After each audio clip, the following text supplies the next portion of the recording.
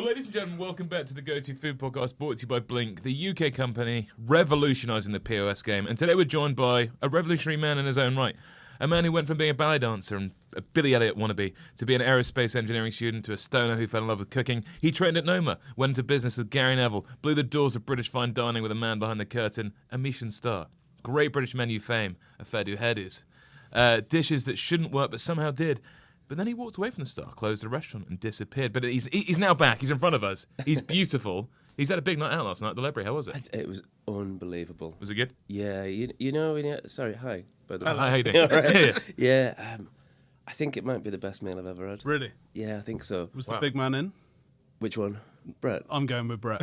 Yeah, I mean, they both were. They were I just all the wanted big men were. Well, I've just, Yeah. Listen, I meant I think Brett. that no I think offense. Brett's there pretty much all the time. Yeah, I bet. Yeah. Is that important when you got like a Michelin-star place to be in there? It's definitely nice, right? Yeah. Like, I think you mean as a chef or as a customer? As a chef? Well, for both, I suppose. As a chef, yeah, definitely. I think more so for culture rather than anything else. Yeah. For a customer, I think, it's like there's something just good. It's part of it, isn't it? Yeah. Yeah, it's definitely a big thing. What was the best dish there? Was there a stand-up? Yeah, there was. They did this. For me, there was. Mm. There was like a mile of prawn dish with. It sounds like a bit normal because it was chow mushroom underneath it. I never ever rank that as like something. But I don't know, like loads of seaweed, like just so Milo prawns, intense. they're like tiny ones. Yeah, little sweet things. And then just this savoury custard with these raw prawns on it and citrus fruits. But everything has like, I don't know if you've been to Ledbury. You look at the ingredients, and think, holy shit, that's a lot. Yeah. Like that's a lot. And then when you eat it, you think, how the fucking hell did you get there? Yeah. Like, how did you get there to the point where, like, that is so delicious, there's so much going on, and actually, if you took any of those things off, it would be worse for it. Worse for it. Crazy. It's nuts. It's mad. Have you eaten at the Ledbury? No, I haven't. Have you? Freddie, I have not. Oh, we need to go. Yeah, I mean, 100%. How often do you have that experience? Obviously, you're a Michelin-star chef, but how often do you go and sit down? Like, can you give us a couple of other examples, if there are any, where you sit there and go, like, how the fuck have they done that? Yeah, so I think, excuse me, the first experience I had of that was at, it doesn't exist anymore, but 41 Degrees in Barcelona. It was like Adrià's. Yeah. After Bully closed, and how do you want me to speak, by the way? Do you want me to do that weird fake Spanish accent where I overpronounce things? Please, no. Do After it. El Bully closed, then they'd opened 41 Degrees, a cocktail bar, and it was just Adrià cooking behind the cocktail bar, 41 courses from El Bully. Wow. And I ate there, and I can't say it was like delicious. It definitely wasn't. But I didn't give a shit about that. Yeah. It was like, I couldn't get. Not only did I not know how you did that, I don't know how you thought about thinking about doing that. Mad, isn't So I felt like really quite a few steps removed, which is either like embarrassing or humbling, one of the two. I don't know. It's certainly not like positive, is it? You take from what you will. And then last night at the Ledbury, other restaurants you can go to and you go, oh my God, that's such good cooking. But you've roasted some fish and there's some caviar and there's some champagne sauce. You've just done a really good version of that. Yeah. I think the Ledbury, for different reasons, I don't know how something so complex is so delicious. And I don't know how you've got the point of thinking, that needs this, that needs that, that needs the other. Yeah. I don't know how many times you've worked on that. But the attention to detail is superb. It's mad, isn't it? I always think that when you're not working within the bounds of like classical recipes and tweaking them or whatever, you're kind of going like, right, let's just build from the ground up. It's mad. It's enormous. And I haven't even seen the menu, to be honest, but when you see like Tom's dishes and he puts all this stuff down, it's like, that's a lot, man. Yeah. And it's not. It's perfect. Yeah, it's bang on. I'd never ever expect that. So like for the second time in my life, you end up a little bit flummoxed. Yeah. Flummoxed. Yeah, no. Well, do you take inspiration for that? Because you got some big news. You're back next month, essentially, with your new restaurant, your Boston's Bar, which is in Leeds, a posh little village there. It's a glorious place to be. Yeah. But take us through. Come on, it's exciting news. Yeah. So the restaurant itself? Yeah. Yeah, so obviously, my last restaurant, fucking crumbled. That was a bit of a nightmare. I wasn't the best time of my life. And it's taken a bit of time to figure out. Obviously, I'm a chef. I can't not cook. And part of that is having a restaurant. But the climate's in a certain state that I think you've got to be very careful in what you do. And for me, the most important thing was making sure I was actually cooking what I want to cook. Yeah. Rather than thinking, right, okay, just retire now and do a hot dog stand and some burgers or whatever. Yeah. I wouldn't find happiness in that. I never got into cooking to make money out of food. I got into cooking because I loved it. Yeah. And I wouldn't love it if it was something that was making a lot of money but doing food that I didn't care about. So with this, it was just like, well, what's the perfect version for me? Like, my life's fairly, no more than anyone else's, I guess, but complicated in that I've got a child that needs my attention. He's not like, there's nothing wrong with him. Just, just needs You just want to hang out. fathering. Yeah. And I want a perfect work-life balance. I need a restaurant that I can have fun in, that I can enjoy working in, that I can be creative in, that's kind of without boundaries, but also isn't tying to the point I resent it. Yeah. And moving out of town into the village a little bit, felt like I'd love to cook for 12 people a night. Yeah, nice. Yeah. So how does this then differ from the other two places? They're solvent. Listen, it's a good place to start. That's a great thing. From the other two places, in terms of gastronomy, or yeah, just like what for those who are going to come and kind of so, be seeing you, what's going to be going on?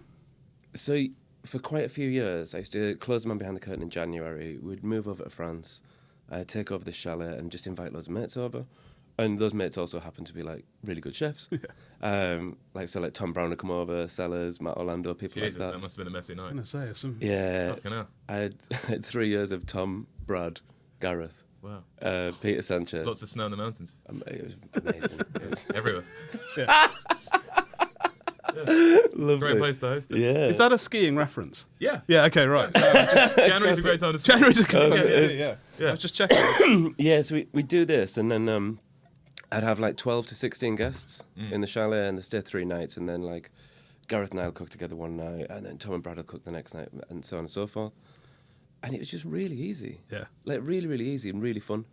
And I loved that, but it's a little bit domestic.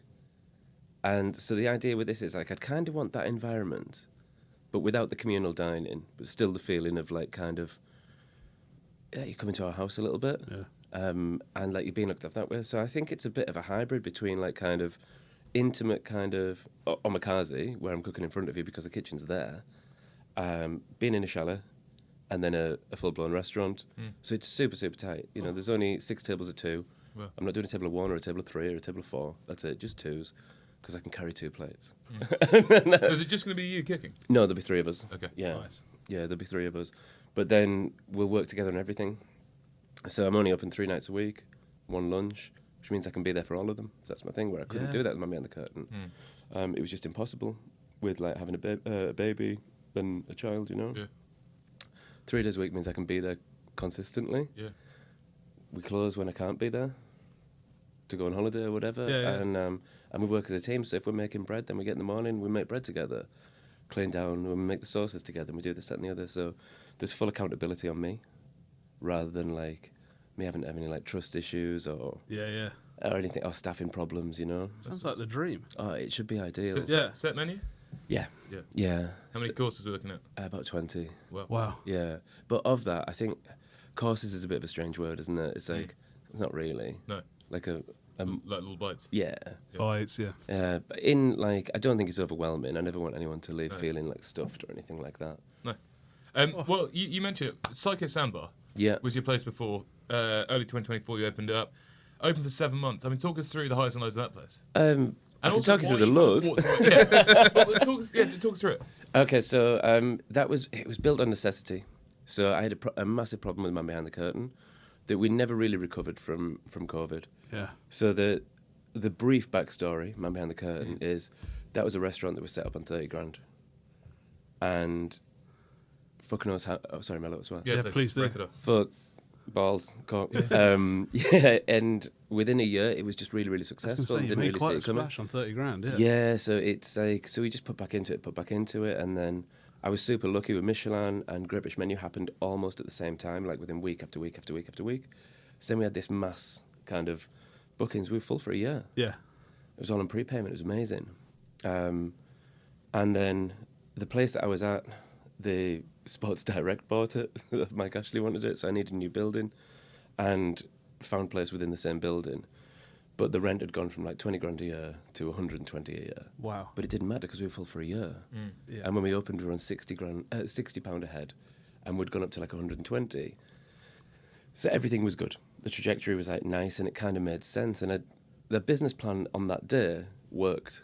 I just didn't anticipate a pandemic and a different political climate or anything like that. Not to hold any blame, but obviously it is a big part of it. Oh, it's a stitch up, yeah. And then we'd got to a point where we were charging £185 for dinner, and we were full Friday, Saturdays, but we weren't full Wednesday, Thursday. So maybe we were like 85% occupancy. And the cost of our ingredients was so much that we're like, we're not making any money. Yeah. If we're full, we're not making any money. But we've got a backlog to pay off from COVID. So my options are, I charge more in Leeds when we're not full and we're only at 1-star level. You know, at 185 quid, you can eat at 2 stars. Ledbury last night was only 280. Yeah. So, like, how far can you go? Excuse me. So I couldn't increase the prices. That wasn't an option. I could decrease the amount of courses. Well, the restaurant suffers, the guest suffers, everything's worse. Or I decrease the quality of the food. Again, everything's worse. Yeah. So there was just, of my 3 options, I couldn't figure out one that suited anyone. So I was like, we're kind of fucked. I can't afford to pick it up and move it because I covered it in marble and like brought a 300 grand Chavez stone and then built walls around it. Yeah. So we spent loads on it, and that wasn't like as a flex. That was just ambition. I just wanted to be like a really good restaurant, but it was very much fixed to the ground. So it's going to cost us to change location. Can't get out the lease, and it's not making any money. We haven't got any money really for a refit. Yeah. We haven't. So like, we did as best we could, and then the idea was if we go more casual, maybe we can get more people in. And we can be somewhere that you come maybe 2 or 3 times a year rather than once in your life. So we changed. We had 3 months kind of downtime while that was happening. And then that was like 3 months lost revenue, obviously, which was a bit of a pain in the ass, a bit of kick in the teeth. So then we're even further back. And the numbers were all right. Like, we had people come through. It was kind of fine. But they were about the same as they were with the Man Behind the Curtain, but the spend per head had gone down by about 40%. Yeah, right. And then my staffing had only gone down by like 10, 15%. So it just wasn't working. Yeah. Oh. And it just got to a point where it was like, there's just nowhere this can happen, you know, like nowhere. So it had to. I mean, I didn't want it to. I'd have like hang on with my fucking fingernails. For as long as possible, but it's just, you know, some things are out of your control, aren't they? Seems like we're seeing a lot of the reinvention of restaurants in the same space. I mean, obviously Jackson Boxer did it. You did it. That place Poussard. I don't know if you know it in Clapham. It's on the Michelin Guide. No. But like, it started as a fried chicken shop. No one was going in, and then they decided like, oh, maybe we're going more high level. It was sort of a reverse Little pivot. Yeah, they realised we're in like quite a nice little neighbourhood. No one wants fried chicken. Yeah, and now they're doing really well. But like, that seems to be sort of a thing happening a lot now. Yeah. Necessity. Yeah, well, I think you'll struggle to get a lease for less than 10 years. But how many restaurants last 10 years? Yeah. So you kind of, a little bit, you've got to, right? And how long does the dining environment remain the same over time? The landscape, it's not, going to, there's no chance at all. A pandemic in the middle. Even with this one, you know, I'm not looking at this restaurant as being something that exists in that same place for the next 10 years. Yeah. My lease says 10 years. My dream would be to, like, if I can get that to the level I want within the next 5, then we can relocate that somewhere a little bit special, make that a little bit more bistro-y. Yeah. Then that's nice, isn't it? It's a bit of reinvention. Yeah. I read that you said that if you'd launched in London, The Man Behind the Curtain, you'd been closed in 3 months. Did you? Yeah, you said that, yeah. Did I? Yeah. Who did I say that to? I can't remember. It was one of the things I was listening to. You heard it? Yeah. I've been closed in 3 months. Yeah, just because What was in the end, like... Sorry. Yeah, I was thinking about the context of that. Yeah. Just because the amount of space I had in the restaurant. Right, okay. So I had a 32-seater restaurant that was 7,500 square feet. Wow. Yeah, so when like COVID restrictions came in, we could have got an extra 16 covers in and still been all right. Wow. You were like 3.4 metres between tables. Our table of 2 is this size, 1.2 metres. Yeah. Just because I loved that luxury, and I thought that's the beauty of not being in London. You know, you've got plenty of strengths, you've got the luxury of space. Yeah. So that's probably what I meant by that in terms of I was You were LS1 paying for postcode. that. If I was a Mayfair, You'd be fucked, yeah. yeah. nightmare. When you did it Not in that people 2014, hate though, it. like, was it quite quiet? I mean, we had Tommy Banks on, and another Michelin-star chef from sort of your area-ish. He was saying, like, he was quiet the first year he started, and then he went on, was it GMB, and then suddenly, overnight... Good Morning Britain. Oh, sorry, not GMB. Yeah, he went on... he went on...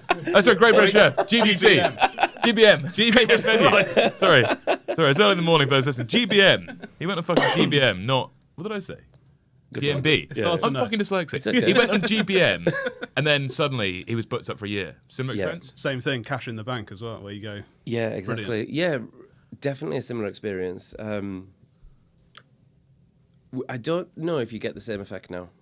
Yeah. I don't, because we're talking, over a decade ago. And our tasting menu was £65. Yeah, I mean, And I'd love it to be the case. We just can't. Yeah. The cost of it, like it costs me £65 now. yeah. Yes, it's a lot more accessible. So then people that aren't necessarily into like high-end gastronomy, but watch cooking shows on TV, think, oh, I'll give that a whirl. Yeah. I mean, I had mates, we lived in London, they'd watch you on the show and go, fucking hell, this guy looks incredible, what cool food. Book a train to Leeds, book a couple of seats. It was like an we were just in like graduate jobs, but you could do it. Yeah, do you know what I mean? And so many people from London. Yeah. I would say like over the week, 80%. People coming up or coming London? from other places, yeah. Why the man behind the curtain? Was it your sort of frustration with the industry? As the name? Yeah. No, not really. There was a couple of reasons. I was drinking with a chef friend of mine who's not a chef, he's just in a band, but he just helped out. Yeah. And there was... my mum had been on holiday on like this cruise, but you know, like a shit cruise. Like a Hull to Zeebrugge or something like that. Yeah, like nice. P&O one. Yeah. And I just got back from Noma at the time. She had been on this Hull to Zeebrugge cruise and came in to see me. And she said, oh, it was amazing. Marco Pierre White had a restaurant on the boat, like on a P&O boat. Yeah. And she was like, I don't know if he's in the kitchen. Like, I do. Yeah. I know the answer to that. She's like, anyway, I brought you the menu. Like, I thought you might use it for inspiration. And there's kindness in that, right? There's thought in that. Yeah. But it's like, you know, it's not Harvey's. No. It's not. No. It's not the canteen. It's like, this is a different version. And at I was living in York at the time. Jamie's Italian had opened. And then everyone's talking, just calling them first name terms. Like, have you been to Jamie's yet? I don't know if he's there, if he's working. What? No, of course he's not. I think he's opened like 30 restaurants. Like, I'm not saying he's never there, but he's not on the stove. No, he's is not he? on the stoves. It doesn't matter to me that he is, but it's mental. Yeah. And Danny said, oh yeah, it's like that whole man behind the curtain thing, isn't it? I was like, God, that's a fucking sick name. Yeah. I like that it couldn't be shortened. It didn't sound like another restaurant. Like, I don't like restaurant names that sound like restaurant names. I don't know why you'd do it.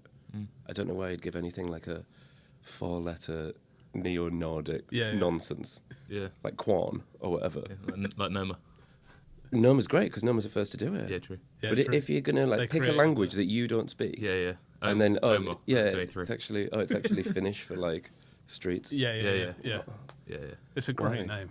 Yeah. So that was that, and no one's ever gonna like. It's not gonna roll off the tongue, is it? Like, Yeah. do you fancy going to Mummy on the Curtain for dinner? Like, it's not. Yeah. It's quite a lot.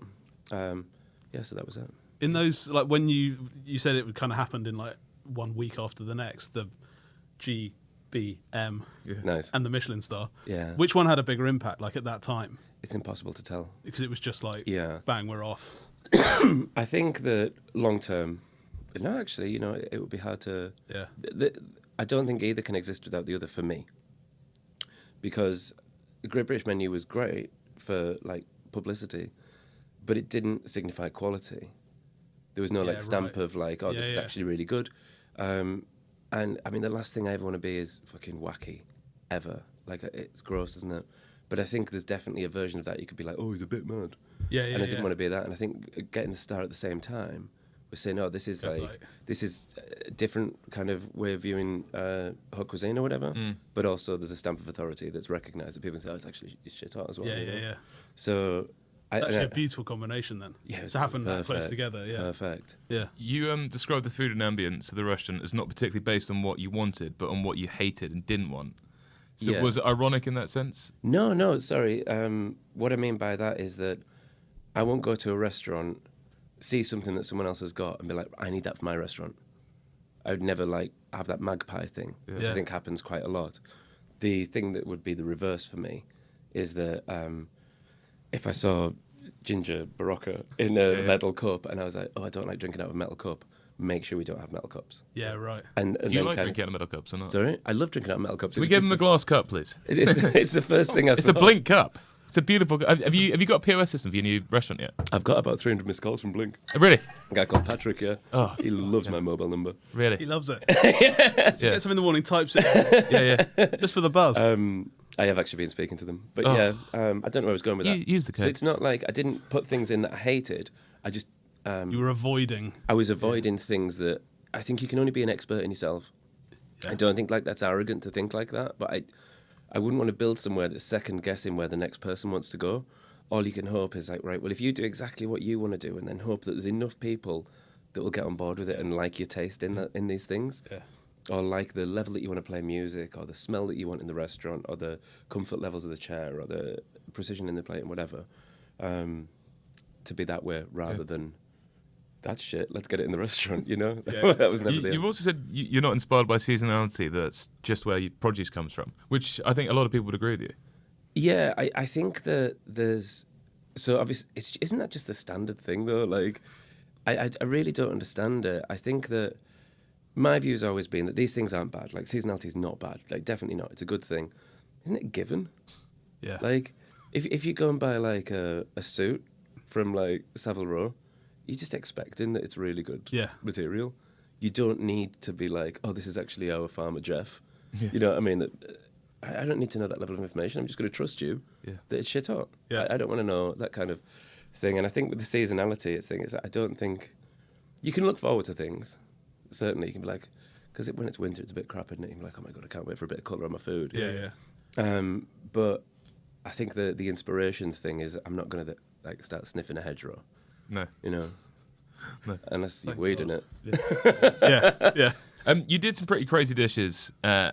MBTC is what I like to call it now. Just to shorten it. Yeah. I'm flexing. I'm not that desperate dyslexic. to shorten it. Yeah. But like, come on, chocolate pudding with potato foam, raw prawn tails with cooked prawn brains, and a dessert with baked potato custard. I mean, can you talk us through some of your crazy, most iconic dishes, how they came about? Yeah, I don't think that anything's that crazy. So I've never ever done anything to be like, oh, let's just do something weird for the sake of being weird. With a caveat that I never also want to cook something that you can get somewhere else.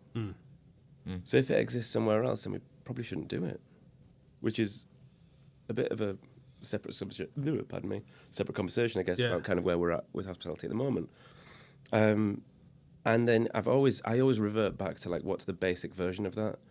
So there's an Indian restaurant close to Ilkley. It's not particularly high end. And they do tikka prawns, and I don't know what freezer they get them from. They're fucking gorgeous. They're good. They're gorgeous. Yeah. We had a prawn dish on prior to that was quite Hispanic, and it was a really nice prawn. But it wasn't as good as the shit one from the Indian restaurant. So I think at some points like that, you have to have this moment where you're like, why am I wasting my time doing that when theirs is better? What happens if I look at that tikka prawn and say, right, okay, well that just tastes like objectively delicious. It'd be nicer if it wasn't like a frozen prawn that, you know, what if it was the best prawn I can possibly get, right? What's the best prawn I can possibly get? How can we make it taste the best it possibly can? How do we treat it that way but make it taste roughly like that but better? So that's where that's come from. And the brains is like, it's still in the shell. It's just a barbecued prawn, really. Yeah. We just treat different parts of the prawn differently to cook it the best it possibly can. And I think when you read it on a piece of paper, you think, all right, mate. But reality, it's like, oh, it's just a tikka prawn. Well, it's what Heston said when he came on. You can lead the customer a lot by the words on the menu. Yeah. I mean, ultimately, that snail porridge you did isn't that different to a lot of classical French dishes. No. But, like, because it's called, snail porridge, everyone's like, fuck me, this is crazy. What a madman. Yeah, exactly. So did you take quite a lot on your menu writing? I mean, is that an important thing for you? Not now. I'm not having one. No. But, I mean, back in the day. Yeah, I don't fancy it. But you're going to tell people? Nothing's going to be a surprise. No. But I don't like the restrictions of it. Yeah. Sorry, I think I deviated massively from Sorry, no, I was saying, for Man Behind the Curtain, did you take a lot of time sort of coming up with ways to shock on the menu? No, never. Just, it wasn't like monosyllabic. No. You know, as in like cod, curry, sauce. That gets Mark Hicks very Mushy, angry. Peas. Yeah. But it wasn't romanticised either. Yeah. So for me, it's like you need to tell people what's going on. Yeah. But I also don't want I don't want the romance to be in the wording of it. I want the romance to be in the eating of it. Yeah. It is, Well, and I think you can oversell something by making it a bit poetic. And in no ways is this man an icon of mine, but there's a Puff Daddy song. It's a tough one to start with. It's a tough one to start with. That says, it's a Bentley to you, but to me it's a blue car. Yeah, right. And I think the idea of that is like, well, it doesn't matter what you want to call it. It's still a blue Bentley. Yeah. You know, and I think like if you say, oh, that's a blue car, and it's also a 6-litre whatever. Yeah. That's brilliant. Yeah. You haven't like lied to anyone. You haven't like gone abstract with it. It's just, it is what it is. It just happens to be brilliant. Whereas if someone talked nonsense about it, I'm just bored. Yeah. What is the situation in hospitality? You're about to go on a beautiful little rant now. I want to wind you up and let you go. Come on. Let me unleash Michael. Sorry. So I think the situation is there's a lot of fear, like an understandable level of fear, and there's a lot of compromise, and there's an enormous amount of homogenization, to the point where there's loads of restaurants, and there's nothing wrong with this inherently. I don't think it's good for the future, but it's great for right now, that'll just have the name of the restaurant printed on the plate, and if it didn't have that, you would have no idea where the food was from. Yeah. Like, no chance. As in at no all. real identity, no, like... None. Yeah. And, I don't think my food at my behind the curtain was the best. Not at all. I'm not saying that. But I reckon anyone can look at it and say, I know who cooked that. Yeah. And I would say exactly the same for the Ledbury last night. Yeah. I'd say exactly the same for Noma. I'd say exactly the same for Gareth Ward. Like, all these places are identifiable by the cuisine. Whereas now, things exist and they're out in the ether and you can see it. You're like, oh, right, okay, they're doing that there. We should get our plates like that, but with our name. Yeah. And we'll use the same whatever. And it just, I think we end up with this, like, there's loads of restaurants that are pretty much the same restaurant, which is a bit depressing. It's fascinating when you put it like that. Where does it go? Yeah. Because, like, then that becomes, like, the haute cuisine turns into fast fashion. It's temporary. That this is what we're eating now. Yeah, and there probably is an element of that, right? 100%. Because you go like, oh, that trendy place that looks cool there, I want that in my town or my village. Excellent. And But it's kind of similar. So it is that fast fashion thing of like, yeah, I want to go on that. Yeah. Something happens in Stockholm and you're like, oh my God, that's happening in Stockholm. I'll do that here. It's on the plate in a month.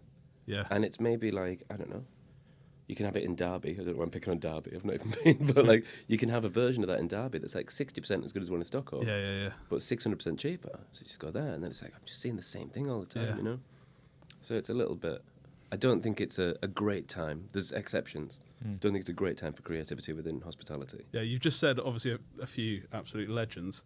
Are there people who you see who are kind of doing what you're saying, but Whatever they're coming they up want. and through? Yeah, who haven't established themselves yet? Are you? I think Camille Elliot Hashudi. If you saw one Hashudi. of his dishes on a plate, you'd be like, Where's this, sorry? Just in Borough Market, it's Camille. Okay. It's really, really good. What kind of food? Very awfully French Deep stuff. Lyonnaise. Oh, sort of. amazing, really? Yeah, he gets clubbed in with the like bistro movement, Yeah. but he's like stuffing goosenecks. I think and some of the making things, if cool you sausage. saw that Like, on a plate, a white plate, you'd know where that's come from. I agree, Frederick. Yeah. Yeah? I'll try that. Go and have a look. Yeah. Yeah. Sorry, you mentioned Gareth Ward there. You went on a very messy trip with him to the mountains once. Can you? Been on a lot of messy trips. Yeah. One night, too much Jaeger? Yeah, we were going... I think we went like... There's 3 bottles between us. No mixer, just straight out. It was brutal. Yeah. And we just didn't fall down. I think, I'm not like, I'm like a silly drunk, but I'm not like raucous or anything like No. that.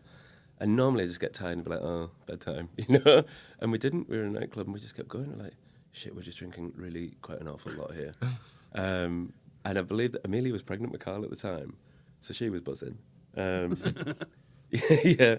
And the next day, that was one of the worst feelings I've ever had. Is that right? He doesn't even ski, does he? He just goes out there for the party. Does he fuck? Who would it? Yeah. He'll climb up the mountain though. Really? Yeah. Really?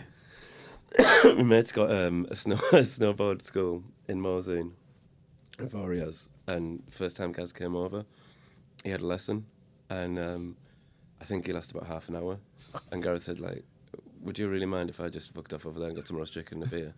I'll see you in the pub later. Dave's like, no. I said, how's it go? And he said his job, he's like, teaching Gareth Ward to snowboard is like trying to teach the fucking Empire State Building out a snowboard. He said, like, he tells you he's falling, and then you watch him, and you can just like, right, yeah. Come back in a couple of 10 minutes. He'll be seconds down. and he's on the deck. He's like, he's that tall. But no, he just loves it. He loves Yeah. crack, and he's a top lad, isn't he? Is it right that he's got an onion ring addiction? An Gaz, onion. he used to have an onion ring addiction. I think he's calmed it down now. He's How very bad happy, was yeah. it? At his Sorry? height? He was hiding them above the shower head. What? So he could have so the onion rings didn't get wet when he was showering. But hold on, like a bag of like onion ring crisps. Yeah, not like beautifully bad battered and ones. fried. No, Yeah. no, the best ones. Like No, the shit ones. I'm from, with like, you. Spar, It was only once Happy we got Shopper. in the shower, I was thinking like a battered onion ring's not. Oh, doing it's well not in gonna it. last. So you used to it hide it in the shower? Or you used to have them to snack in the shower? Like But- above the shower head. Do you have little snacks in the shower? No, but it's genius. No, it's unbelievable. I mean, Yeah. I have shower beverages. Really? I like a cup of tea in the shower. really. Yeah. Tea in the So shower? how you That's just have to insane. step out of the stream of water to No, so the tea goes on the ledge. Right, that's it. You know what I mean? Yeah, and then once you're all clean, turn the heat up a little bit, go into beast mode, and just. I mean, it's crazy. I hate the fact I've never thought of it. No. So, Yorkshire. It's a whole new TikTok series. Shower snacks. Shower snacks. Yeah, maybe that'll go better than our fridge one. Yeah, listen, let's give try. it a go. Talking about crazy, you did serve a powerful laxative in Cascara on one of your dishes, one of your menus. What was the purpose behind that? Oh, it tasted nice. Really? yeah. Listen. Yeah, that was. What is that? With the lemon curd. Yeah. It's the. It was Cascara. It was the outside of the. Fucking hell, I can't remember now. That was years ago. That. Yeah. But just bring up happy memories. And it's a known laxative.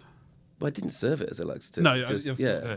I mean, there's loads of things. Foie gras is a bit of a laxative. Cigarettes. Certainly, I was going to say the guts go anyway. Yeah.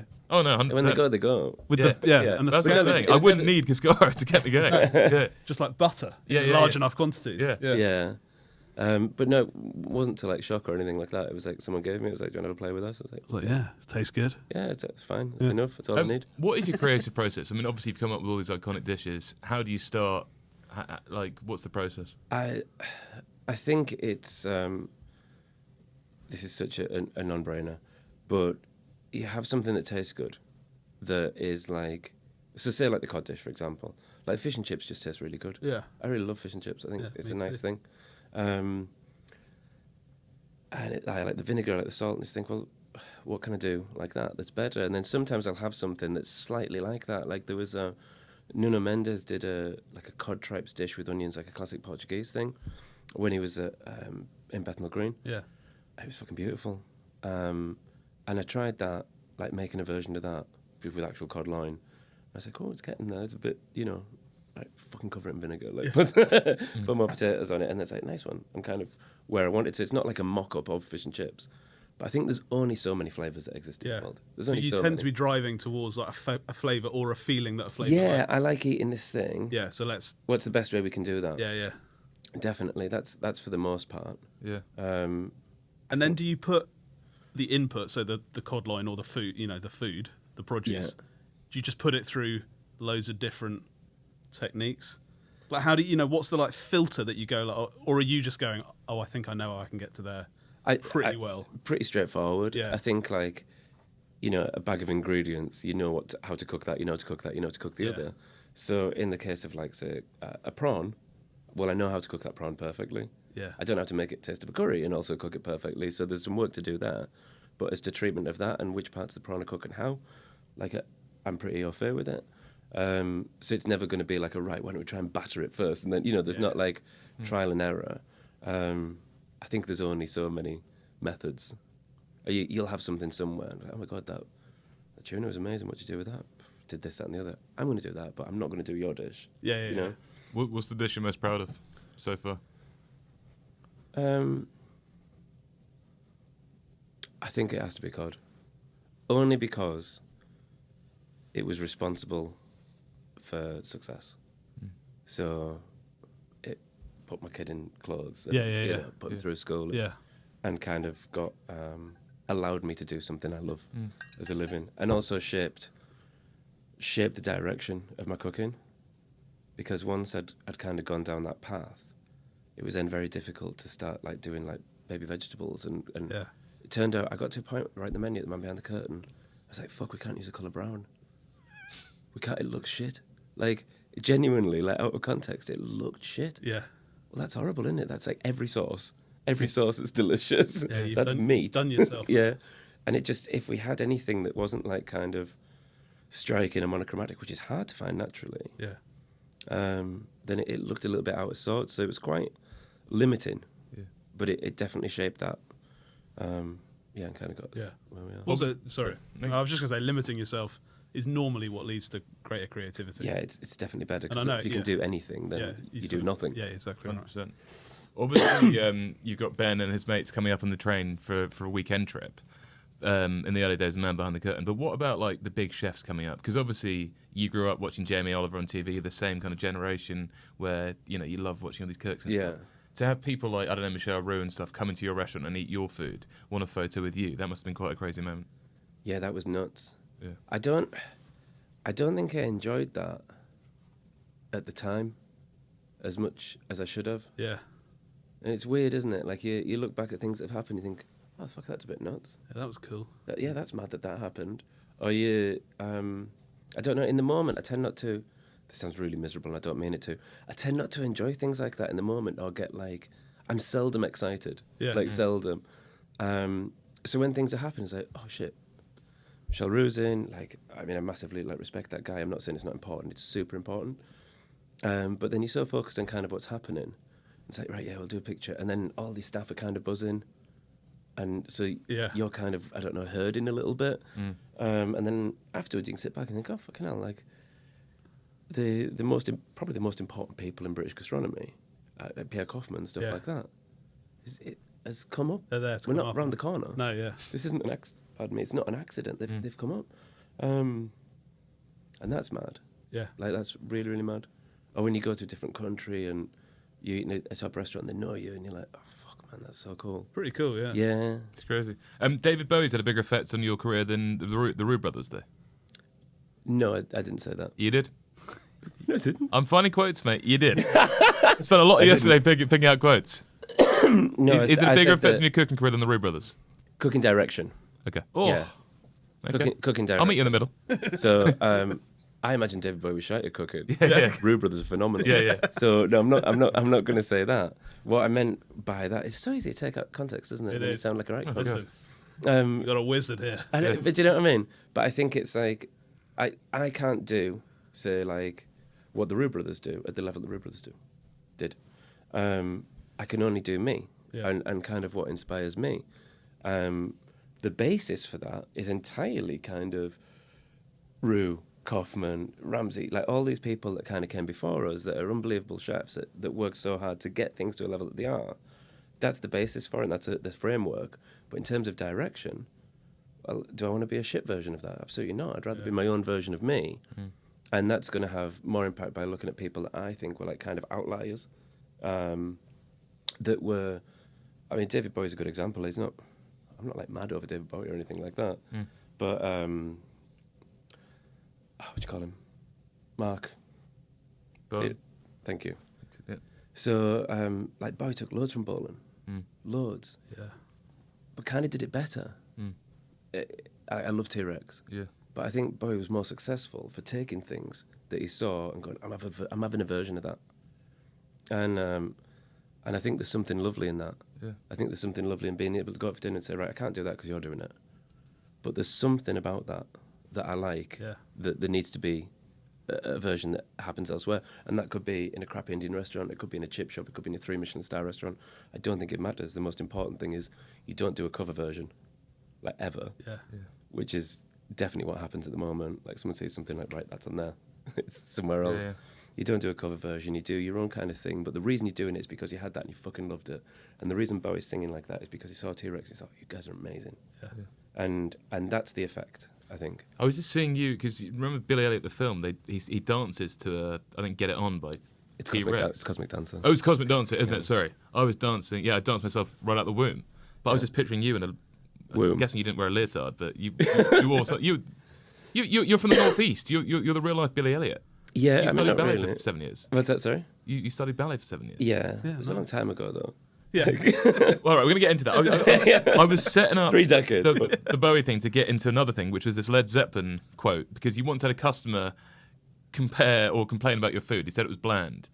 And then you said, like, what did you say? You went on a rant about Led Zeppelin. Come on. Did I? Is that The worst customer you've ever had. That's not the worst. He said you were the lead singer of... Oh, no, we'll get into that later. Okay. But was it... He compared you to the lead singer of Wizard or something. Come on, you remember this. I don't. A guy emailed you, said your food was bland. And then you said, like, sort of, my taste buds are a lot better than yours. Do you not remember that? No, I've been rude to loads of people. That was a great little story. Yeah, I mean, tell me. He sounds like a right twat, this Michael Yeah. guy. And then, I don't know, I think he said, you're more like the lead singer of Wizard than Led Zeppelin. And then you got him at the end. I'll send you the article. That'd be great. Remind me. Yeah. Yeah, sorry. Should we say that we should have a drink? I mean, I know we've already had a drink, but... Yeah. Petivo? Should we try a bit of Petivo? We can have a Petivo. Yeah? Petivo and some fizzy? Or are you liking your mother root? What do you want some Is sativa? all of this non-alcoholic? Do you want some alcohol? Yeah. Yeah. No, not all of it is non-alcoholic. No, most of it's alcoholic. Oh, okay. I don't want to break what do you call it, the fourth wall? Yeah, we're going to break the fourth wall. But because it was 9 a.m. when we started, I haven't prepared a particularly exciting alcoholic drink. That's but we okay. can get stuff instantly. Let's move on. 2016, you became exec chef, creative director Yeah. for Gary Neville, Ryan Giggs' GG Hospitality Group. Yeah. And you're a big football fan. You're a Leeds fan, even though you're from Middlesbrough, which is Yeah. a bit of a sin, in my view. I was a Middlesbrough fan. And then you became a Leeds fan. Yeah. You walked into Ellen Road. Yeah, that's exactly what happened. Really? Not like, I mean, so there's a gap. So I grew up as a Middlesbrough fan. And I think that really you should probably support your home team. Yeah. I think that's pretty much how it works. When I was a kid, if you didn't have a Borough shirt on, Who like, got you? yeah, you could maybe get away with like Arsenal or whatever, but not you couldn't have a Newcastle shirt in Middlesbrough. No. Quite right too. Yeah, and that's fine, isn't it? Then when I got into cooking properly, from like I would say the age of like 20, my weekends were just gone. So I would say that happened until gradually faded out my interest in football because I couldn't watch it for about 10, 12 years. I wasn't watching Premier League football or anything like that. I moved to Leeds and just started going to Elland Road as like a neutral when you could get a ticket. Yeah. And I loved it. I loved it because it's got that like old school British football stadium like kind of feel to it. There's oh my God, there's a heritage to it. Like the noise is unbelievable. The atmosphere. Unreal. The atmosphere's class, and I like it. You know when it feels like something's going to happen. Yeah. Like I don't ever want to be in a fight, but I like that. Like Yeah. something in the air. You think Yeah. something's going to happen here. Yeah. Like it's mega. It's on. I felt like that when I asked you the question about Led Zeppelin. I just felt like I didn't know it. Like, sorry. Yeah, I mean, I'll was admit feeling that buzz. anything. I thought you were gonna take me down. I'm not being guarded. No, I thought you were going to jump can't over remember. and get me. Thank you. Yeah. So then, started going to Leeds as a neutral, and then with Heady and stuff, it was like we'll go to Leeds games. And then I was just like, it kind of means something. You're you know, in, this yeah. is my home now. This is where my son lives. This is where Yeah. I live. That's lovely. Yeah, it's where we're from. Thank you so much. What are we How is drinking that? now? Listen, it's your Regal Rogue Vermouth. Nice. A little Petivo, some tonic water. Oh, I don't know what it is. It's gorgeous. Does it taste all right? Yeah. That's lovely. That Petivo sings beautifully with the Regal Rogue. We're in. How did you break the news to Gary then? Because you wrote it on his bill or something, did you? That he was going to be part of your empire? Is that right? yeah. I should probably point out that my memory's not amazing. No, it's fine. Mine is no, great. So. Are we referring to Sir Gareth Neville? Yes. Yeah. I love that. How did that come about? Like, how did you start working with each other? I got a phone call. They were looking to open a hotel, which they've opened since, and there was quite a few like kind of F&B opportunities within it, and he wanted someone to have a look over it. And at the time, I knew it was like kind of derelict stock exchange that they were housing the homeless in it. So a really, really like mad thing to, I don't know, to just get the train over, drive over Manchester, meet up with like England footballers. And then have a look Like the around. way you won't refer to them as Man United footballers. Well, and Wales, sorry. Meet up with, Well, ex-Man U players. Meet up with United legends. Important players, yeah. Yeah. To meet up with them and then walk around this kind of building that's filled with homeless people.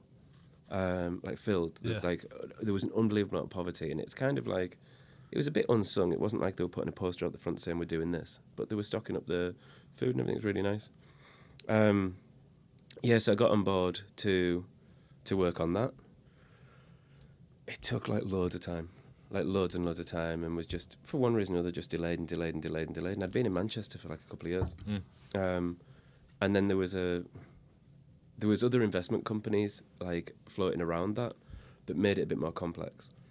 And I think the concern from one of their CEOs was, if you've got two restaurants that are both high end and one's yours and one's not, if you've got a good idea, which restaurant does it end in? And I think that's a fair comment.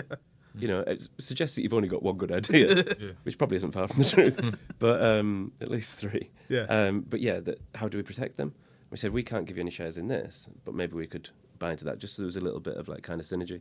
So that's how it came about. So it wasn't like a chance meeting and handshake. We've been working together for a little period at this point, and we needed to relocate. Yeah, and that was it. So, yeah, I think the bill was like zero, but whatever.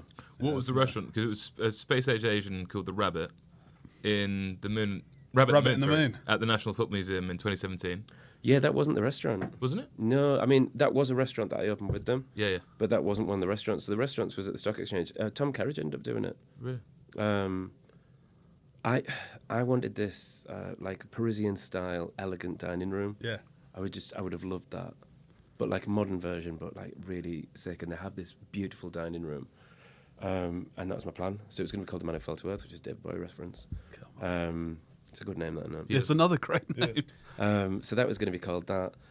And like I said, it was delayed, and then because of hotel football and the obvious connections, the National Football Museum, which is in Manchester, had said to them, "Would you take over the cafe downstairs?"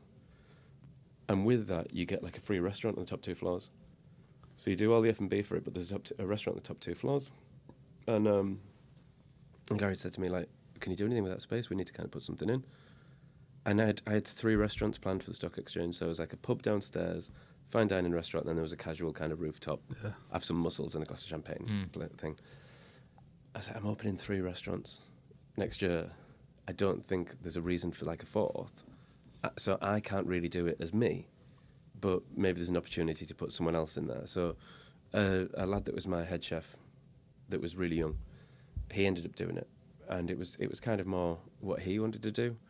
And I won't say any names or do anything bad, but I think that when you're young and you're given opportunities like this, there's certain paths in life you can choose.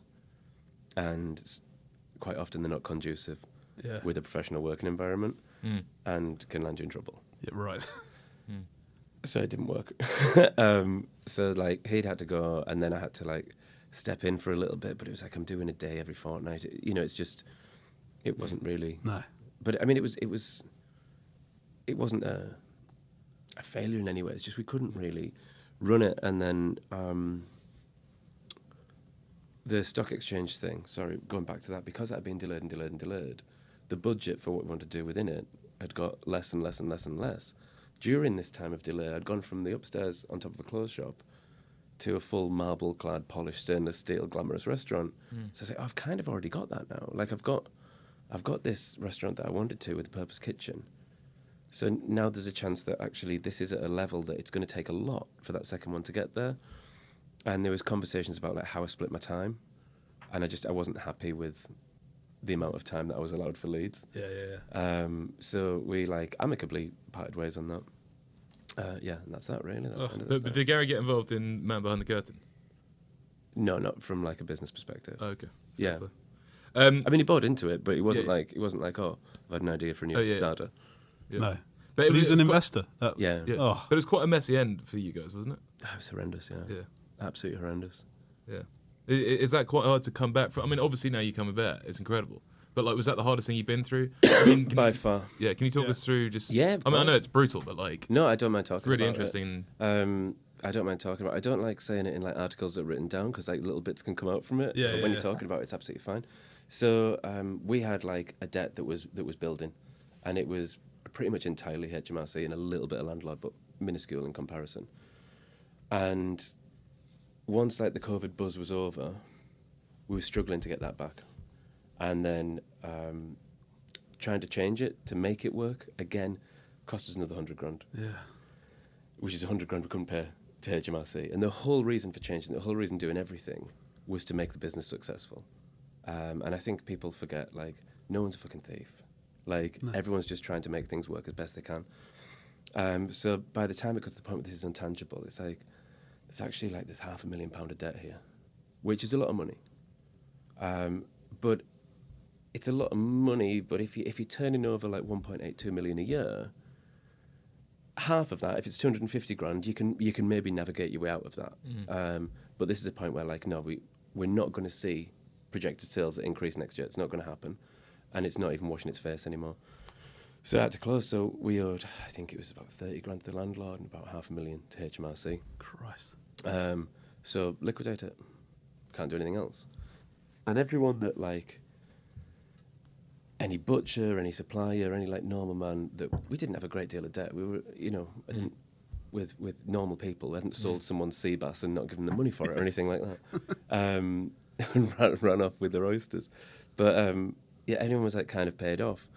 And then when it came to it, they look at kind of who was the company money. And I'd been paid as a first draw, I don't mind talking about it, $8,000 a month, forever. Beautiful.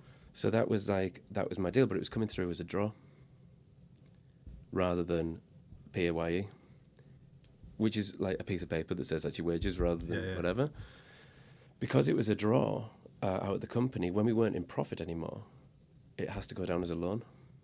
So that can be backdated. So actually, like, because the bank balance isn't at zero, it's technically at minus 500,000. So that was my wages. So when that got out in the news, they added it to the other one. They were like, "Oh, you were $500,000 there, and you've got $500,000." No, so that's the same debt. Right. That's the same debt. So the only way to clear that is for me to take on the £500,000 debt, which is my entire wages from the entire time I was there. Fuck. And say, right, okay, well, I've just worked for nothing for 10 years. Not only that, I need to pay them back in the next 3 years. So I'm going to be working for like minus 300,000. My salary will be minus £300,000 for 10 years. Well, that's dog shit, isn't it? Like, I can't do that. No. I didn't even have a job. Like, I just closed my fucking restaurant. So there was no option, really. So, yeah, it was horrendous. Like, fucking horrendous. And then do you fall out with Gary over that or not? Say Gary's name out your No, I'm yeah. saying. No, I wouldn't say fall out. I mean, No. it was like, it wasn't the most active working relationship anyway. You know, it's not like he's doing loads of stuff with me. I'm just a small part of that. Yeah. So no, there's no like bad blood or anything like that. It's just In those moments where, like, because restaurateurs know how tough it is. Yeah. Loads of them will have seen similar situations. I imagine, do you get a thing where, like, some of the hospitality industry goes, "Oh, it's terrible what's happened," and some people rally round and go, "Mate, how can we help you?" What's it like going through that, basically? I think someone said once that there's three kind of people and things can happen to you. Is like some people will clap, some people will laugh, and some people will throw stones. And if you want people to clap as much as possible with your life, then you have to accept that at some point, some fucker's going to throw stones and someone's going to laugh at you. Yeah. And the laughing's probably happened mainly haircut bursts, if I'm honest. They're beautiful. And the stones have come with like bankruptcy, with liquidation, with things like that. But they're always there a little bit. And anyone that kind of understands the difficulties and the pressures is very like sympathetic, empathetic, and really loving. Yeah. Really kind. And there's some people in the industry that are just amazing. Yeah. Like amazing people. Tom Kerridge is an unbelievable guy. Like people that just, they're empathetic, they're understanding, and they get it. And then there's, I think, people outside that when something goes wrong, they just can't wait to fucking throw some stones. And I don't know what it is. And you think, I don't even know you. Yeah. Like, you haven't suffered here. Nobody's suffered. The only people that suffered were like, we had gift vouchers outstanding. I'd stopped selling gift vouchers 3 months before we closed. So they weren't in a rush to use them. Yeah. But I couldn't redeem them because I didn't have a company and I didn't have a restaurant. And I just said that as soon as I open a restaurant, you're in. You're in. Yeah. And I've done exactly that. So short of anyone that's like hasn't seen that, which I've been quite public about, that's all sorted now. Yeah. So the only thing that stung was HMRC, which I'm just saying, it's not really real money, is it? Like that was a percentage of profits that we didn't have. So those profits don't exist. And for years when your turnover's in the millions and you're active for 10 years, people easily forget, well, how much have you actually put into the system? Yeah. Fucking loads. Yeah. And anyone that's commented on there with a shitty thing, think, right, okay, well, you can say, right, you haven't paid your tax, you haven't paid this, that, and the other. Over the 10 years that I've been solvent there, how much money do you think I actually put into this system? Yeah. And how much did you fucking put in? Yeah. It's not incomparable. Listen, it's not a bad point. No, it's incomparable. But then when it's like, well, you haven't done this. What do you think? I'm on a fucking yacht. Yeah. And people think like you're not suffering, you're having a great time. Yeah. It's quite British, that, what do you call it, like Tool Daisy syndrome. We like to cut down success stories and like take the pleasure in that. Is it Poppy? Tool Poppy. I don't know. Or was Poppy syndrome something else? It's hard to know at this point. Opium wars in China. Do you know what I mean? Like, people take pleasure almost in the... Yeah, definitely. Well, come on, there's great news. Because it's a new year, and Blink is something incredible for all of us. Oh, Freddie, you already know Blink is the fully integrated cutting-edge POS built for hospitality, but now meet Blink Reservations, 2-in-1. It integrates seamlessly with your Blink POS to give you true end-to-end control of the front of house. Every booking and walk-in becomes a valuable guest insight with deposits and pre-authorizations handled effortlessly and real-time table tracking from arrival to bill. This is not just another reservation system, Ben. Okay, Michael? It's not. Doesn't sound like one. No, the Blink POS and real. Blink reservations integration is genuinely unique, and it's priced to outperform the market. It's a better product, a better value, and it's ready to streamline your operations, your restaurant, and elevate your guest experience. Wow. It's the most passionate I've seen you about it. I know, but what have you put in this drink? It's unbelievable. Yeah, I know. Then book a demo if you want to get involved, which I know you do. Yeah. With Blink today. Use the code GOTOBLINK with a Q, and we're going to give you your first 2 months free. You're opening a new restaurant next month, beginning of March. Listen. You're going to have the first 2 months free. It's the least we can do. It's the least we can do. Are we going to have some food? I know, what time is it? It's sort of 10 a.m. You're probably still stuffing the Ledbury. Oh my god. Yeah. Yeah. We can just look at food. We can look, We can at, look food. at food. What, Yeah. what have you made? Have you made food? Sorry. I've made a bit of food, but it's not. I've also made it largely because you were born in Middlesbrough. Is it Parmo? Yeah. Fucking crack it up. But I was going to put it in a. What do you call it? This is not this because this is a. Oh, that's a bread bun. bread. Okay, bread bun. Yeah.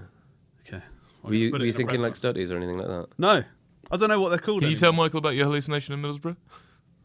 Yeah, I went to Middlesbrough and I was writing a book and I ate a lot of Parmos, and I got in the car afterwards and I was like hallucinating as I drove south. Like cheese dreams. Yeah. Yeah, it was. I was a complete mess. In a bechamel nightmare. Yeah. I watched a fox, and I think this is true. So he found like a polystyrene box which had a bit of leftover Parmo in it. And I watched him get his little snout in there, then toss it up in the air and catch it in his mouth, swallow it and run off. It's like And prime. click. Genuinely. It's like prime gigs. And listen, Freddie has suggested it's not a real memory. No, I don't. There's a think- chance that it's not. Well, you suggested it in your book, your bestseller, which you can now pre-order. The link is in the bio. Thought you never. There's a cheeky little ad at the end of this as well, which is you sounded glorious. Is it sounding all right? Yeah. Yeah. Well, when you get that ready, I mean, you Come on, grew I'll up- get this ready. Talking Middlesbrough, you grew up in talk about Eston. Yeah. Your father was a welder. Your mother a florist. Yeah. Food memories around the table? Were you a foodie sort of family, or was No, it, not at all. I mean, we ate, you know. Yeah. Thank God. But it's not this kind of romantic thing of like, oh, your parents loved cooking. And my grandma, on my mum's side, she was like a pretty good baker. Yeah. But nothing kind of exceptional or anything. I wasn't surrounded by it. And my love for eating and for food came from, like, as a positive to my parents, we went out every weekend as a kid. I think I had a babysitter like 3 times in my life. Yeah. And we'd go out as a 3, as a 6, a 9, 12, whatever. And we'd always eat in nice restaurants. It would only be like a casual Italian or like a kind of American kind of place or whatever. Yeah. But we would go out, and the act of going out for dinner would happen every weekend. And I love that. I love going out for dinner now. Yeah, Like, and that's what brought me into cooking, rather than like peeling courgettes with my grandma on the porch or whatever. Yeah. Well, I mean, you did have a 7-year love affair with ballet. We thought you were going to be the next Billy Elliot. How did that come about? How does the beautiful Michael O'Hare end up in a leotard in Swan Lake? It was because of girls. Yeah. Yeah. So most things tend to be, don't they? Yeah. I was playing football, and my best mate at school, his little sister, had an audition, and his mum picked us up, and we had to go to this audition for Middlesbrough Little Theatre for her. So while we're there, there's loads of girls like at kind of our age, and we're at that, you know, that age where you're kind of useless, but you're aware that they're pretty. Like 26. Yeah, 32, yeah. Yeah, like you just say, oh, it's too, I don't know. You want some level of interaction, but there's nothing like, I don't know. No. There's just pure intrigue, and there's all these girls there, and the director had said if they needed more boys, and would we do it? And so we had to do this audition. I don't know. I think I had to say 2 words, like positively, absolutely, or something like that. And then like, right, you're in. I was like, all right. Yeah. I'm in. And it turns out they needed munchkins for the Wizard of Oz. So we ended up doing Wizard of Oz at Middlesbrough Little Theatre for a few weeks, and then got pally with all the girls. They were all in like these different dance schools. So then when it finished, we'll do drama. Come on a Saturday and just do drama. So we were doing that for a bit. And yeah, and then drama turned into like, oh, well, do you want to do tap? Do you want to do jazz? Do you want to do that? And then I was like, I sacked off the drama, and then before I knew it, I was doing everything going, then having privates, and we're doing like troops and stuff like that. And Wow. yeah, Were you but decent? Must have been. alright. 11 As in, like, I'm could have. definitely better at cooking. It was a long time. I still have like a great friend of mine, a priest, used to do a lot for me. Yeah. With dancing, Father Ricardo Morgan. I'm not religious in any way, by the way. Just a hell of a dancer. He was just, he was a Spanish guy that was a dancer at the Windmill in London. Cool. And then turned to God, but then kept his hand in with dancing. I was going to say the Windmill Yeah. is not the Royal National Ballet, is it? No, it was. No. Yeah. That's. It was rough. Yeah. But he's an amazing guy, and he was really supportive. And it's genuinely, it's quite difficult being like a straight guy that's into dancing. Yeah. There's so much defensive things that have to happen. Yeah. I wasn't that bothered. No. Like, but it's, I kind of got away with it. Yeah. What was your best medium? I think probably tap. Tap. Yeah, I think so. Should have put on some shoes. I'd have loved to see you see out the show. Do you tap? I'd love to tap. I was going to say, it's the one that you look at and you Yeah, go, yeah. that is fucking Yeah, cool. yeah, I'd I'd love to be love able to to. do that. Yeah. You did go off to Kingston Uni, though, which is obviously where you were living for many years. Not at the uni, 100%. in Kingston. Was it? Yeah. To do aerospace engineering. The parents are delighted, but then suddenly you get a bit bored after a couple of months. Become a stoner. Jamie Oliver's on the TV. I mean, I read about a sea bass recipe, which you always talk about from Jamie Oliver. Correct, You must be sir. sort of similar generations to watching Jamie Oliver cooking sea bass. Yeah, this was book based, but it was Yeah. when he was quite Sainsbury's. So, for context, like I was dancing, went to college and did it at A level, Yeah. and it was at a point where like I'm now 17. I'm interested in going out drinking. I love playing football with my mates. Yeah. I like getting pissed, and then those things do not line up with like the rigorous nature of like modern ballet. Yeah, yeah. So I wanted to do contemporary ballet. That was my thing. So I was getting quite a bit of shit there. I was getting tighter and tighter in the legs, and I was having a better and better time. And I was at the point where I was like, well, this isn't even going anywhere. It's not even a job. And I don't mean any disrespect by that, but that's how I felt at the Yeah, time. yeah. I felt I don't know what I see my job as here by doing this. So it was just pick something. I'll change, pick something out of a book. And I've always been quite fortunate that I've always done well with grades and stuff. I've been like lucky with that. So I had good grades, and there was an Aerospace Engineering. I did that for 2 years. Got my diploma in that, and then went to Kingston Uni and went to do it at degree level. But I had a car. I didn't need to get the bus. I could set off a little bit later. Yeah.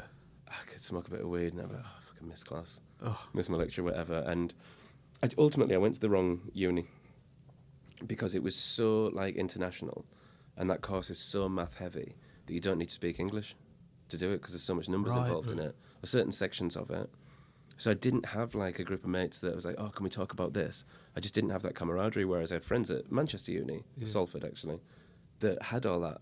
Yeah. And they're doing the same course, but they had people that were like, oh, if we Well, struggle... thank God you didn't have any friends, because then you became a cook. Yeah, exactly. So then I just So started... is that what like- it was? You just It's started. the first time I didn't know I was like a mummy's boy Mm. until I went away to uni, and I was like, oh, I don't cook at home. I just cook now. And it was not hard, is it, cooking? Like, Yeah. It's never been hard. But I started cooking for myself. I kind of like it. And then I like doing that more than I like struggling at Aerospace Engineering. So, yeah, I called a restaurant local to Middlesbrough. Judges? Yeah, spoke to the chef there. How many rosettes at the time? 3, 4? No, 2. 2. Yeah. Yeah. But in Middlesbrough terms, mate, that's fucking... That's incredible. That's 10 It's Michelin like stars. 3 stars. So Yeah. you just sacked it off. Well, I spoke moved to him back and said, home like, and then- what's my options, you know, if I want to be a chef? And he's like, right, you either go to catering college, he said, which I don't advise because you're 19 and they'll be all 16. Yeah, yeah. And also you've probably got more about you. Or you just come and work and you can do it if you want to on the side. Yeah. I'll just give you a shout when there's a job. And he messaged me and said, there's a job coming up if you want it. So I took that. And What was it like adapting to that kitchen? I didn't know any better. Yeah. Yeah. But did you love the buzz immediately? I mean, Yeah, I did. I mean, I think with gastronomy, it's about parameters, like what you see is good and what you see is bad. And when you're brand new into it, I mean, I remember they had a dessert on that was like a meringue in the shape of a goalpost. I mean, it must have been absolutely shite. But at the time, I was like, this is incredible. unbelievable. This is incredible. Yeah, yeah. What is this fruit? It's a Cape gooseberry. It goes on top of the fucking smoked salmon. Like, Yeah. it'll have been shit. Definitely will have been shit by today's standards. But at the time, I didn't know any better, so I was like, this is fucking amazing. Blowing your mind. Yeah, exactly. Until I got to a point, it wasn't very long, maybe like 6-7 months down the line. So I kind of want something a bit better than this. I was reading a lot more books. I went to work for a friend of mine who's sadly dead now, Graham Newbold, who had a star at Inverloch Castle. He was chef for Charles and Diana. I went to work for him over in Harrogate. That was amazing. Then his restaurant was closing, so he put me in touch with John Burton Race. Went to John Burton Race, and then I just kept happening to work in good places. I was working for John. Mint. Yeah. Yeah, one of He's the best quite times of my famous life. for a temper, but Yeah, I think Proper I cook. got it at like the perfect time. sweet spot. Yeah. The perfect sweet spot where all that kind of bad bosses thing is kind of gone over a little bit, but then he's also got a pacemaker. so there's a limit. It was a on how natural far it's limit, going. yeah. And I was like, I could play him a little bit. Yeah. I think it's probably a bit of a dangerous thing to say. I think you only get in trouble if you're a bit shit. So if you're just not Yeah, shit, what they're going to say to you? Yeah. And I wasn't really that shit. Did And I the think- whole Sorry, carry on. No, it's all right. I mean, some people get like roasted. Yeah. There was never any real physical violence or anything like that. I can't say that. And Martin Burge was the head chef at the time, and he's a phenomenal cook. Yeah. Phenomenal. Yeah, and it was a nice environment. And if I spoke to Martin about motorbikes, he stayed off my case. If I spoke to John Burton Race about fishing, I've never even fucking been fishing. No. Like, then he stayed off my case, and you get your head down, you crack on, it's fine. Did coming into that environment, so even back when it was judges, did the kitchen make sense to you immediately? Or was there a period where you're like all at sea and you have to sort of work? Do you know what I mean? So I feel some people walk into that environment and it's like, bang, I'm here, I get this. Yeah, I wouldn't say that was true at judges, just because of the format of the kitchen and kind of how I went into it. Yeah. You start off on like the larder section and you don't really know what's going on. Yeah. And someone's asking you to top up a cookie jar for the hotel. It was very much a job. Yeah. 100% with Graham, and more so with Burton Race. What about Noma? Going work for Running Red Zeppi? Yes, how does that come about? It's I mean, that was just a start. That's not, people always bring that up. I wasn't there for that long. No. So it still must be an interesting experience. Yeah, it was. So I just reached out to a guy who's a friend of mine now, Matt Orlando, and said I want to come over if that's cool. My partner at the time was Swedish. It was in Denmark. It kind of made sense. Yeah, so I went over there and I half enjoyed it. Like there was loads of aspects of it that I didn't. Yeah. Like what? Well, I just think that, and this is entirely me personally, that I think that, you know, your life's about living, and you should find a job that you love, but it shouldn't take over the life bit. No one's going to thank you for doing really nice carrots for 30 years or whatever. Like, your kids aren't going to look up to you either. Yeah. So the balance was a little bit off. There's like, at Noma at the time, it was like no garlic, no sugar, or anything like that. So your palate completely changes, which is a positive thing, but ketchup's delicious, isn't it? Yeah, so there was loads of things that, like, I mean, the guy's a genius. Yeah. Like, he's a genius, and I would say, like, probably one of the best meals I've ever had at Noma as well. Definitely. But it's not, like I was saying earlier, you take from things what you want. Like, do I want somewhere that's reliant on a brigade of 30-star shares on top of its 30 stars? It's actual, Of course not. It doesn't make any sense. You can't do that. And I've spoke to a few chefs recently. I was speaking to Peter Sanchez yesterday, and I think we came from this era where we had these kind of like huge name chefs, the Grand Descartes, the René Redzepi's, people like that you think, well, if I'm opening a restaurant, I need to be at that level. So you push like fuck to have an unrealistic goal. You can't be worse than that. It's the best in the world. You've got no choice to be the best, but to be nowhere near that. So you're kind of striving for that. So you set your stall out with premises that are elaborate. You buy tableware that's elaborate. You buy beautiful furniture just to try and compete with what's the best. Which is a bit of a recipe for disaster, isn't it? A bit unrealistic, Yeah, exactly. I mean, there's ambition and then there's like a realism. I mean, we had Sellers on the podcast, and a pod which is yet to be released due to legal issues. But is that real? But he was saying that when he was at Noma, they were fucking brutal day. Like, you'd do a whole shift, work all morning, all evening, all night, and then at 2 a.m. they'd start doing tastings for the next day. Yeah. It's crazy. Yeah. 2 a.m. they'd do like Saturday night projects where you've got a couple of weeks to come up with an idea. None of them ever got on the menu. No. You're prepping it in your spare time, and then they're coming in on the Monday. It's mad. Yeah, it's nuts. But I just personally can't work like that because I don't see any enjoyment in it. No. And if you're not enjoying your life, how the fuck are you enjoying your cooking? Yeah.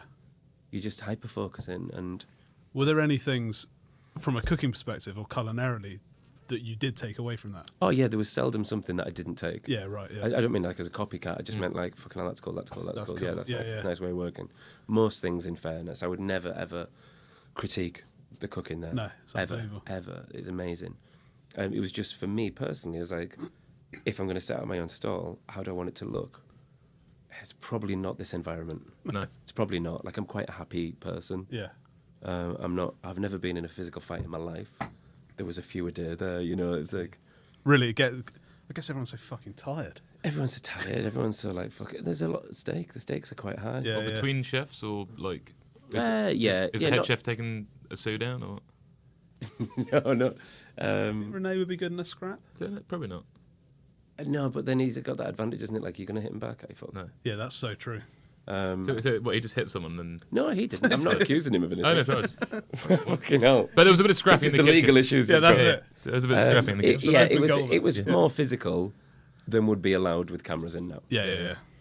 Well, one thing Rene wouldn't approve of is what's in front of us, which is a halal roll with chicken parmesan in it, right? Chicken parm. Yeah, and a bit of like delicious tomato sauce. No one needs to eat it, but I make Well, put it on your plate at the very least. Thank you. We're going to go into a carousel of quickfires, Michael. You've been absolutely incredible. Come on, it's just Always looking at, he's not happy. just garlic, oregano, nice tomatoes. Is there bechamel on that? There's bechamel under the cheese. There should be more, should there? Yeah. Come on. So what's the chicken? Listen, it's a chicken. It's chicken.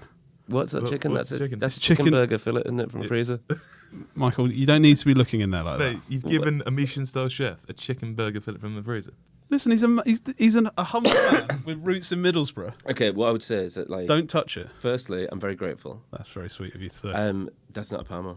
Well, this is Oh, I'm no, not Freddie, this is Go on. deliberate. Go on. Get the No, big, the- I want to get the big man's Parmo. So the Parmo is often confused with the Parma. Yeah, So like or palmy in Australia, I believe, yeah. which is like got tomato in it and stuff like that. No, I've just done this once. I wanted something tasty in the bun. Yeah, so like a But the Parmo, what should be big, more Parma should bechamel. be chicken or pork, battered out to within an inch of its life. Yeah. Breadcrumb, deep fried, loads of bechamel sauce, Yeah. like the top of a lasagna level bechamel sauce, cheese on top, and then grilled. So it's like when you cut through it, the sauce melts. Yeah. See, I've done some of those. Yeah. I've done all of those things, but not to the right levels. Yeah, I mean, You got to remember, I grew up in Surrey. Let's go into a carousel of It's been quickfires. tough out here. Nightmare day, the worst day you've ever had in the professional, in a professional realm. oh shit, that's without warning, isn't it? Yeah, he just comes hard with these. Yes, sir. Fuck, worst day I've ever had professionally. I don't know, man. I really struggle with like favourites and worst and best Yeah. and things like that. Well, it's be tough. Here's one. This round. What about the rudest customer? Oh, got it. Got it. So firstly, it's just a restaurant, right? Like any restaurant's just a restaurant. You're just going for dinner Yeah. or lunch. So if there's a problem, it can only escalate to a certain level. Like this isn't Yeah, it fucking should only Palestine. escalate. You know Yeah, what I mean? exactly. It's just no one's at war. Yeah. You're just having Just a really your fancy tea. dinner. Yeah. So everything's all right, isn't it?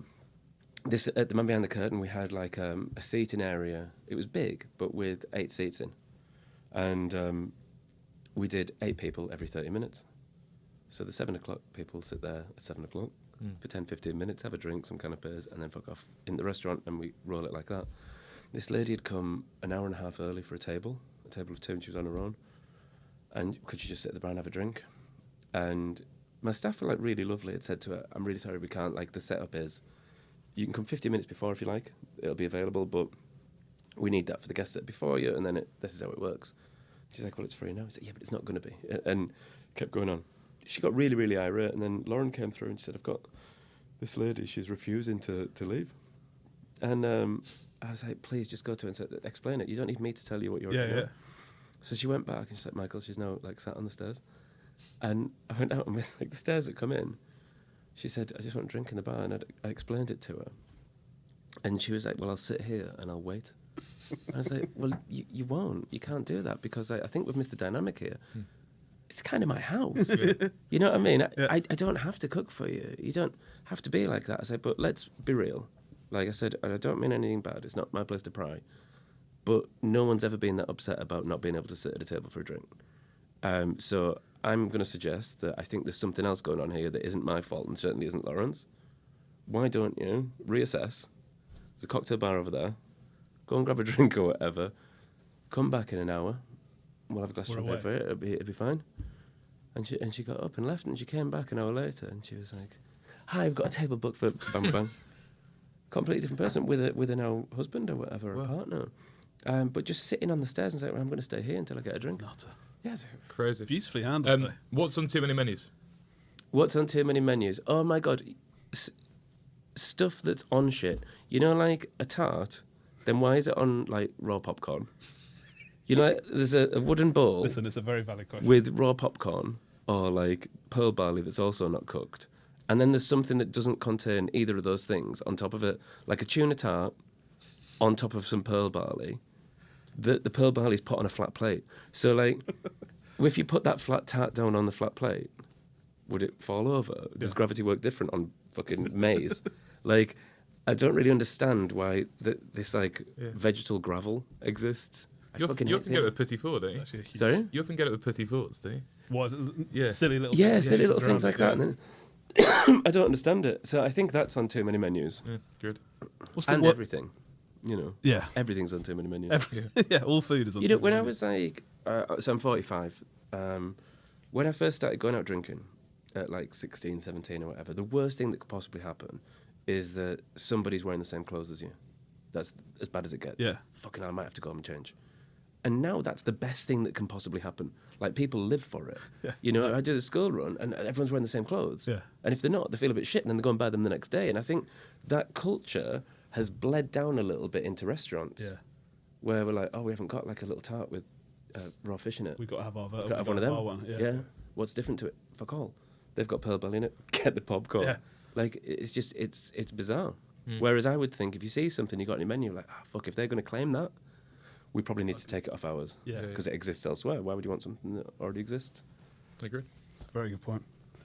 Worst thing about the industry? Might have covered that. I don't know. Yeah. So the worst thing is also the best thing. And I think it's a term like the industry. Do you know what I mean? Yeah. It's not really industrial, is it? There's people who have the same job as you, and some of them are really nice, some of them are a sack of shit, some of them float in between those things. And that's a different viewpoint for absolutely every single person. So everyone's got like the group of mates, the group of people that they like, the people that they don't like, but being banded together as like, you have the same job, therefore you must like each other, you must know each other, you must be friends, you must do this, that and the other together. It's fucking mental. Yeah. Like, you don't get it in like plumbing. No. Or electricians. No. It's not like, oh, who's your favourite electrician? Who's the up and coming? Yeah, in the industry. Sparky. In There the are Sparky industry. Yeah, Oh, mate, podcasts, big time. yeah, But also, someone with your type of restaurants, someone who's working in a pub in Watford, someone who everyone gets clubbed. Yeah. It's not to say one's better than the other. No, but the it's not. experience of being in one and the other is completely different. And the reasons for doing it are completely different. Yeah, and like, 100%. you know, the best thing I think is that. Actually, I think this is a different answer. Go on. The best thing is that at this level, is that you're never lonely. And what I mean by that is that, like, I can go to Barcelona, go outside the hotel for a cigarette, and a couple from Australia will come over and say hi. Yeah. That's fucking mint. Yeah, it's unbelievable. That's really, really good.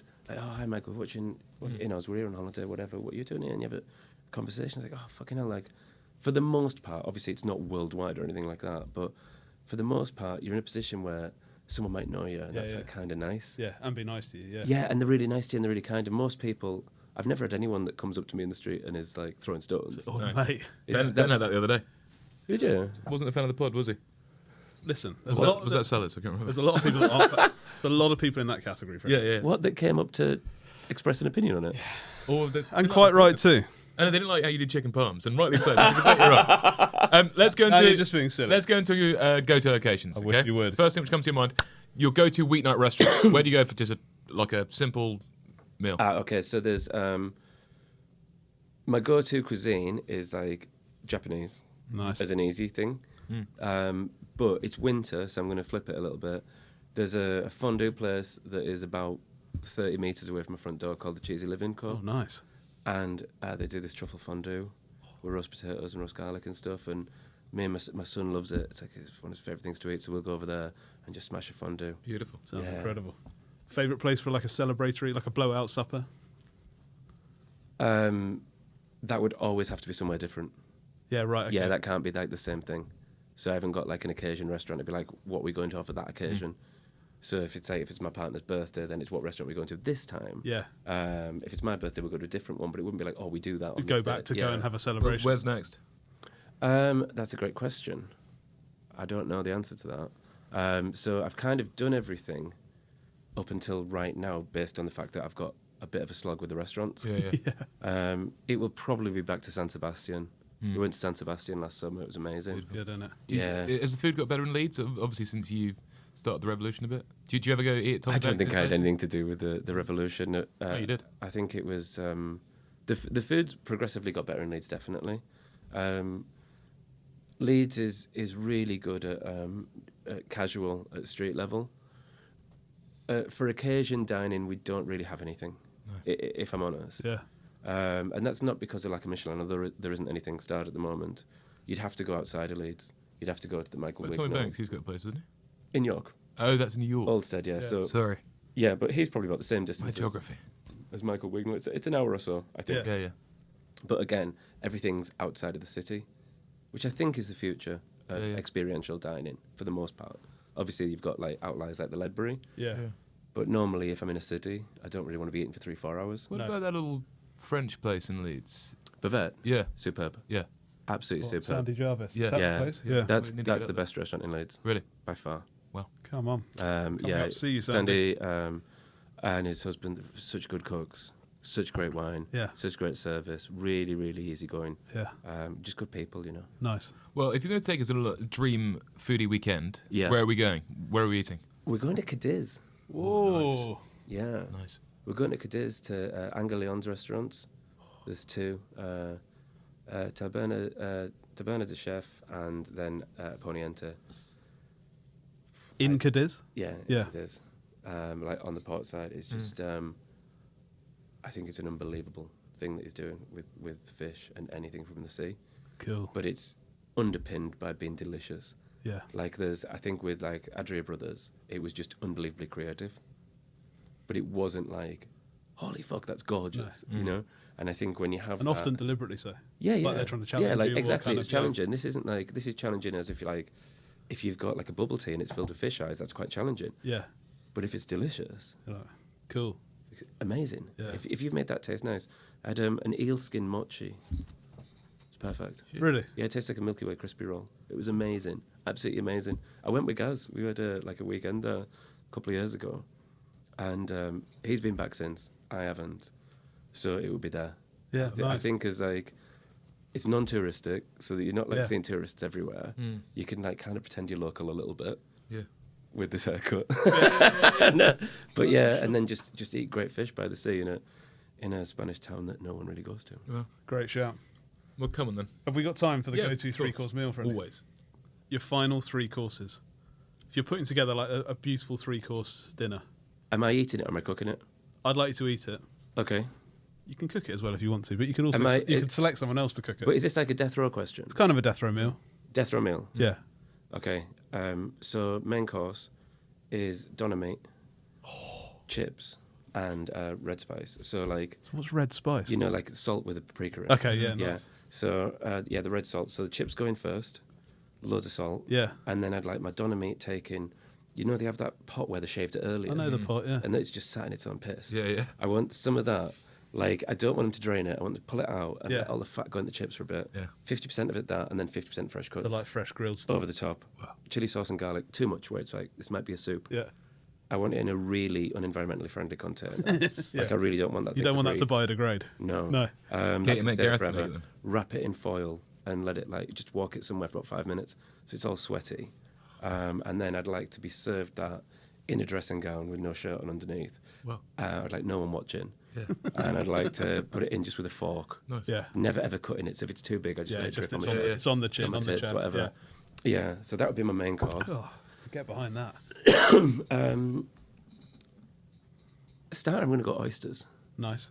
Yeah, just as many as I can have. Yeah. In as many different forms as I can have.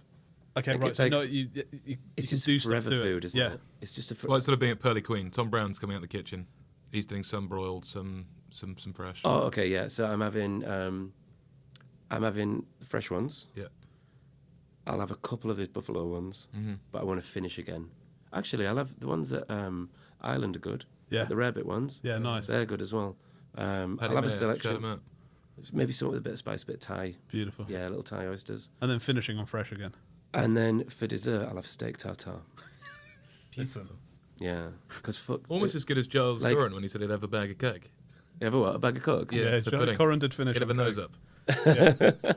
Yeah. Desserts are for babies, aren't they? Yeah. Like you have to do them in restaurants, but it's for a baby. Yeah. Give me red meat. Yeah. Let me finish on red Well, meat. Michael, you've been absolutely incredible. Thank you so much Unbelievable. for What a having meal me. as well. How do we get into your new restaurant? Are Are reservations open? Reservations are pretty full. Oh, for so fuck's sake. Can we miss weekends, it? As always. weekends were now up to July, which is amazing, isn't it? We're going to have to come up in the week. But the beauty of it is there's only 16 covers a night. Yeah, you know, true. Yeah. 12 in the restaurant, 4 on the pass. I'm cooking 3 nights a week and 1 lunch. So whereas Man Behind the Curtain I could do 300. Yeah. I can only do 64 at capacity, and we're at capacity, so all of March is booked. So was it Thursday, Friday, Saturday night? Thursday, Friday, Saturday night, Saturday lunch, yeah. Saturday lunch. Lovely. Yeah, and I've structured it so like I coach kids football as well on a Wednesday and a Sunday morning, so it's like everything's just fitting around Yeah. my little life in the sticks. But yeah, so on inlamentation.com, it's just a reservation. Well, we'll put the link in the bio. Come on. You're not going to be able to get in there till July early. Well, you can get in, like, come on a Thursday. That would be Come on a great. Thursday. Come on a Thursday in May. Come on You know what I mean? Thursday Yeah, nice. in May. Yeah. Michael, you've been an absolute legend. Yeah. Thank you so much for coming. Unbelievable. What song do you want us to play out with? Oh, It's the that's a last good question. one. Oh, do you know what I'm listening to loads at the moment? Go on. So it's a cover song, Yeah. which goes against what I was saying earlier. Yeah, yeah. Sonic Youth cover of the Carpenters' Superstar. Nice. It's amazing. Well, here it is. Yeah, it's like David Lynch kind of feel to it. Oh, cool. Well, we'll let our listeners be the judge of that. Great. Thank you so much. Thank you.